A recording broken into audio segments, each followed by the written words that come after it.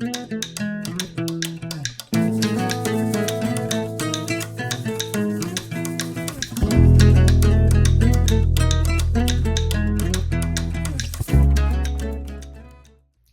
guys, Shelly here with the Gray Wren Nest. As promised, I'm taking you along on my beginner sewing journey. I personally, I'm not a beginner. I have been sewing for 60 plus years. That number's kind of hard to say, but it's true. And I want to share my love of sewing with all of you. So what I want you to do is get your sewing machine or go out online, click the link below, and make sure you put in the code for $100 off for this machine on the PooLin website and sew along with me. Let's learn together. So you may be asking yourself, well, my machine doesn't look like yours, Shelly, and that's okay, because guess what? They all are very similar in the way that they thread. So if you can learn one machine, you can apply it to another. So we are going to learn on the PooLin EOC02, but I promise you, if you study your machine that you have sitting at home, you will think, they are very similar in the way that they're set up, just under different manufacturing. Because this reminds me a lot of my brother's sewing machine that I've had for many years. And the quality of it is superior and the price is fabulous. Go out there online, you'll see what I mean. So I really do like to use the teaching model. I do. Then we will do it together, and then you will do it. So I'll give you this opportunity to, first of all, get your sewing machine out, get it set up. And for those of you who are brand new and you think, oh, I don't even know how to set it up, let me show you. So there are two cords. One is the power cord, and this one that has just the knob on the end, that is your foot pedal. So you have two of these. Let's go ahead and plug those in at this time.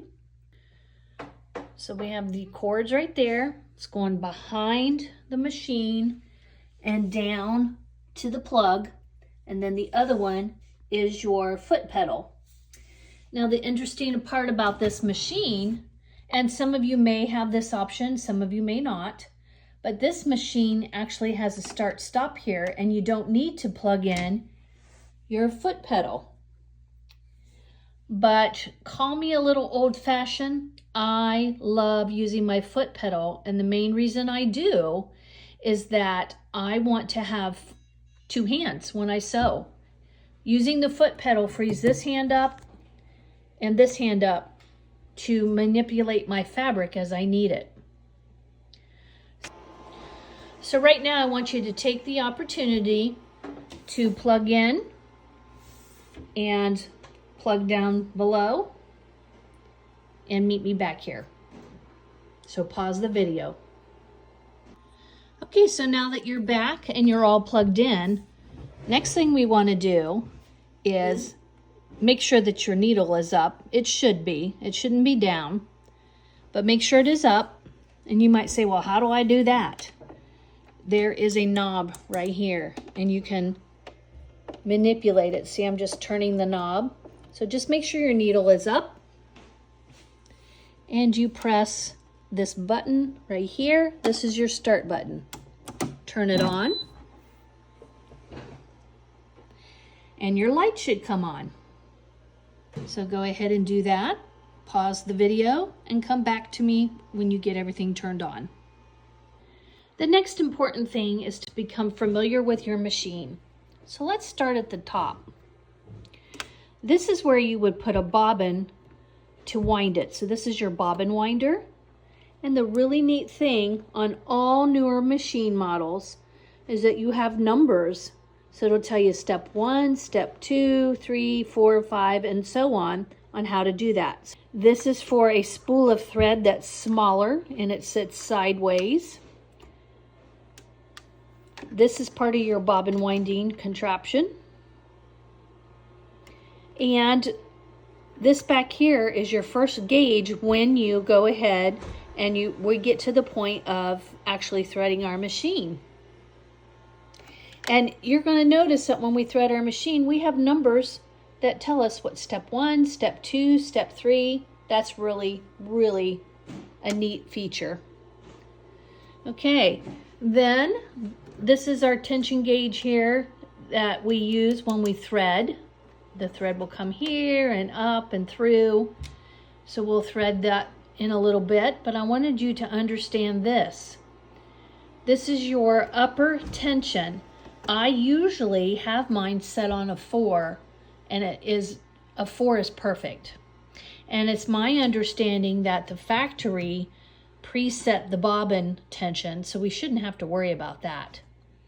But we'll talk later on in some of our videos on what tension means and what it should look like, the thread on the top should look like. This is your needle up, needle down, down, up.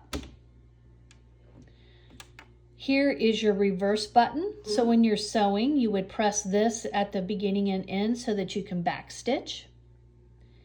And if you didn't have your foot pedal, this is your start stop button. Now we'll be taking this tape off here, but this is your needle threader.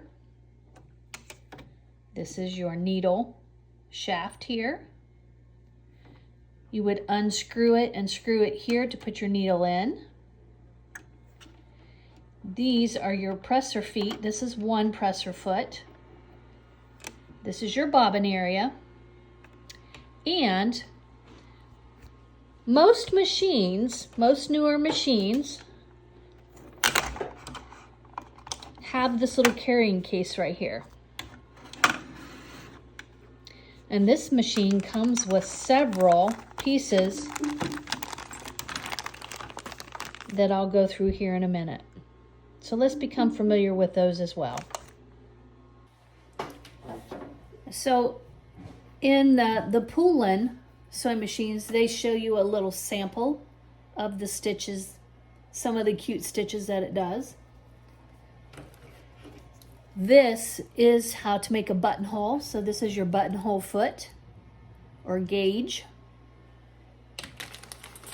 And I bet you if you don't have a PooLin, you will find very similar gadgets in your machine as well. These are universal. This is called Foot Z. Foot Z. And over here, it tells you what foot to have on your machine. This is foot I, also known as the zipper foot.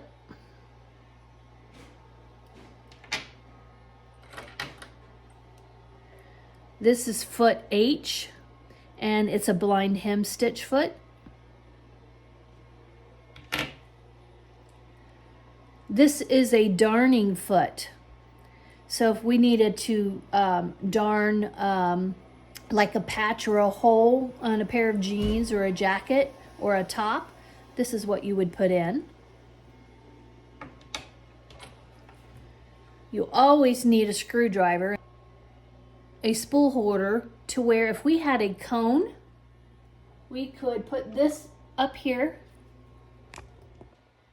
There's a hole right here. You put your spool holder there, and then your cone of thread sits on top. Okay? This is a nice little brush that you want to make sure you don't lose, because you're going to want to go in here and clean your bobbin case out often, because a lot of lint gets in your bobbin case. This is your buttonhole foot. So it holds your button in place, and your two little holes are usually centered in there, and it'll go back and forth in the holes. And we have our empty bobbins. And they also gave us some needles. And this is another way to get to your screws and unscrew them in tight areas. So this is another little flat screwdriver. Bet you didn't know what that was, did you? That's what that is. And this is your spool holder. So I'm going to go ahead and put it on my machine because it needs to be up on your machine. So those are all pieces and parts, and I advise you to keep them all inside this. Even if you're not using this piece, because you want to use the table that comes with it, I suggest that you put everything in one spot so you don't lose them. Okay, so let's look at what's on this side of the machine. I love, love, love, love the fact that I can keep my button here to sew real slow, medium, or if you're a little speed demon, on fast. I usually keep mine on medium, but if I want to go extremely slow and very accurate, I will keep it down on slow. And I've even been sewing for 60 plus years, and I will still use these two bottom slots. So this is really a very good visual for beginners especially. You will likely be sewing with the 0-0 quite a bit. That's your straight stitch. And then you get into all these fancy stitches. I would say you're probably using your 0-0 and your 0-3, your zigzag, and then a blind hem, which I believe is a 4 or a 5, but we'll get to those. But look how pretty these extra stitches are.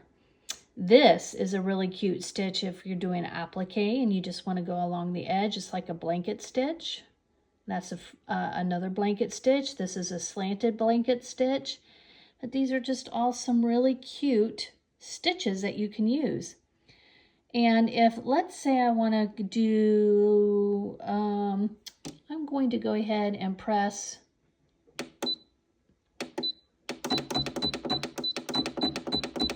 let's see what 12 is. 12 is this nice triangle. And it's telling me I need to put my presser foot J on. And it also moved my needle into position automatically. So you don't have to worry about, oh gosh, should I have my needle to the right or the left, because this moves it for you. Okay, so look at all of these different designs that we can do. Buttonholes. And you can even do some, it looks like maybe a little bit of embroidery with words. If you do a 0-0, I think you can actually, with the darning foot, I bet, do a 0, a number 1, a number 2, an N, an O, a P. That personally, in my opinion, takes a long time. I don't think I'll ever use these. And that's simply because if I wanted to do something like this, I would just go over to my embroidery machine. But this is not an embroidery machine. This is a sewing machine only, but it does look like it gives you some capabilities to do very small lettering. Okay, so we'll learn about this panel here as we go along in our sewing lessons. And speaking of sewing lessons, session number 2 will cover how to fill a bobbin and how to thread the machine. Don't forget to like and subscribe, and we'll see you in the next lesson.